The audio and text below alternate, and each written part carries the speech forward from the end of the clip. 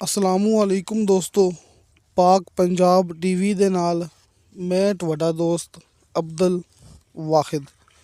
ਦੋਸਤੋ ਮਾਸ਼ਾਅੱਲਾ, ਅੱਜ ਆਪਾਂ ਤੁਹਾਡੇ ਵਾਸਤੇ ਜ਼ਰਾਈ, ਰਿਹਾਇਸ਼ੀ, ਕਾਰੋਬਾਰੀ ਕਿ ਹਰ ਲਿਹਾਜ਼ ਨਾਲ ਬਿਹਤਰੀਨ ਕਮ ਕੀਮਤ ਵਿੱਚ ਇਹ ਜ਼ਰਾਈ ਜ਼ਮੀਨ ਦੀ ਵੀਡੀਓ ਲੈ ਕੇ ਹਾਜ਼ਰ ਹੋਇਆ। ਇਨਸ਼ਾਅੱਲਾ ਉਮੀਦ ਹੈ ਕਿ ਦੋਸਤਾਂ ਨੂੰ ਇਹ ਬੜੀ ਪਸੰਦ ਆਵੇਗੀ। ਦੋਸਤੋ ਆਪਣੇ ਕੋਲ ਮਾਸ਼ਾਅੱਲਾ ਇਹ 35 ਕਨਾਲ ਜ਼ਮੀਨ ਹੈਗੀ ਜੀ। ਇਹ ਵੇਖੋ ਸਾਹਮਣੇ ਦੋਸਤਾਂ ਦੇ ਮਾਲਕ ਨੇ ਮੌਕੇ 'ਤੇ ਕਿ ਤਾਜ਼ਾ ਗੰਦਮ ਦੀ ਫਸਲ ਕਾਸ਼ਤ ਕੀਤੀ ਹੈ।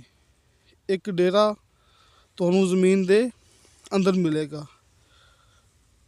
ਇਹ ਸਰਸੋਂ ਬਰਸੈਮ ਇਹ ਵੀ ਆਪਣੀ ਜ਼ਮੀਨ ਦੇ ਅੰਦਰ ਮੌਜੂਦ ਜੀ। ਇਸ ਤੋਂ ਇਲਾਵਾ एक घर प्लाट वगैरह अपनी ज़मीन के नाल सेल हो चुके हैं कि अपनी ज़मीन ज़राई तो इलावा कि रिहायशी फार्म हाउस कि हर किस्म की फार्मिंग वास्ते ये अपने को एक बेहतरीन मौका जी। ये मेन रोड, ये कारपेट रोड दोस्तों के सामने अपनी 35 कनाल ज़मीन का इस कारपेट रोड ते ये मेन रोड ते 30 फुट फ्रंट है जी। दोस्तों 30 फुट फ्रंट है ये कारपेट रोड ते ये मेन रोड ते ये भरावां दे सामने ते इस साइड ते ये सारी अपनी ज़मीन जी। आ वेखो 30 फुट फ्रंट है ये तमाम अपनी ज़मीन है। एक डेरा इस ज़मीन दे अंदर मौजूद है ते बैक साइड ते मालक ने गंदम की फसल ते बरसेम की फसल काश्त की हुई है। दोस्तों इहदे विच एक अदद बोर भी मौजूद है। आपां दोस्तों नूं दिखावांगे कि बैक साइड ते कमरा हैगा एक जिथे कि मालक ने और सामने वेखो दोस्तों वो कमरे 'च आपां दिखावांगे दोस्तों नूं करीब जाके कि कमरे दे अंदर मालक ने एक बोर कराया होया है। तुसीं इत्थे अपनी कोई टरबैन वगैरह कोई पानी का निज़ाम चला सकते जी। आ वेखो दोस्तों ये सामने भरावां दे कि पैप जिहड़ा कि लग्या होया वेखो कि पानी वाला बोर अपनी ज़मीन के अंदर मौजूद जी। एक गंदम की फसल लगी हुई है ये दोस्तों के सामने।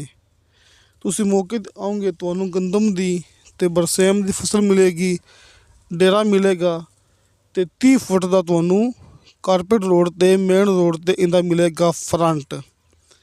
आबादी दे हर पासे आबादी है, बल्कि अपनी ज़मीन दे विच भी जिहड़े कि प्लाट नाल सेल हो चुके हैं ऐसे मालक दे इत्थे लोगों ने अपनी रिहाइश वास्ते इंतजाम बना चुके हैं। आ वेखो जिहड़ा कि आपां दोस्तों नूं दिखाया सी ना एक खड्डा कि पानी जमा करने वास्ते डैम तुहानू इस ज़मीन के अंदर मिलेगा।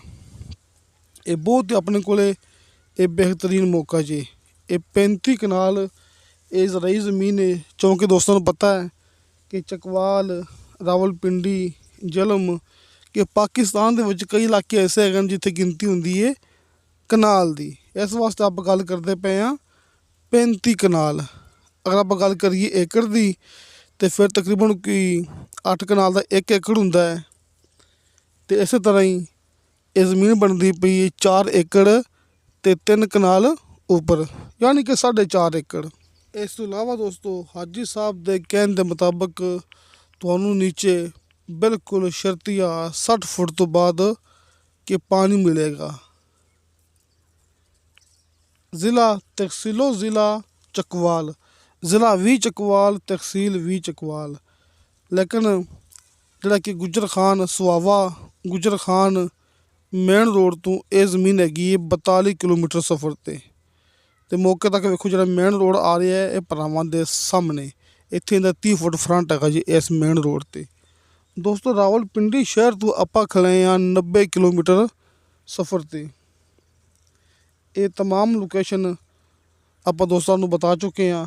बाकी जो भी गलबात रह जाए सामने स्क्रीन ते दोस्तों हाजी अरफान साहब का कॉल नंबर भी मिल जाएगा तो व्हाट्सअप नंबर भी मिल जाएगा।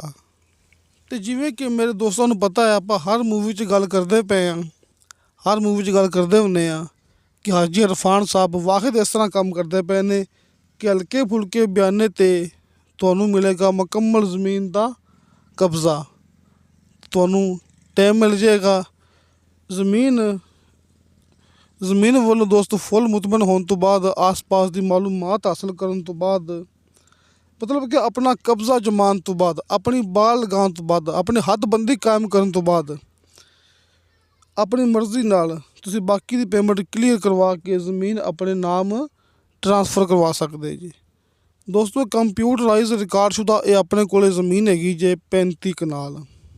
ਦੋਸਤੋ ਇਹਦੀ ਡਿਮਾਂਡ ਕੀਤੀ ਹੈ ਮਾਲਕ ਨੇ ਫੀ ਕਨਾਲ ਦੇ ਹਿਸਾਬ ਨਾਲ 6.5 ਲੱਖ ਰੁਪਇਆ, ਯਾਨੀ ਕਿ 6,50,000 ਰੁਪਇਆ ਇਹਦੀ ਡਿਮਾਂਡ ਹੈ ਫੀ ਕਨਾਲ ਦੇ ਹਿਸਾਬ ਨਾਲ।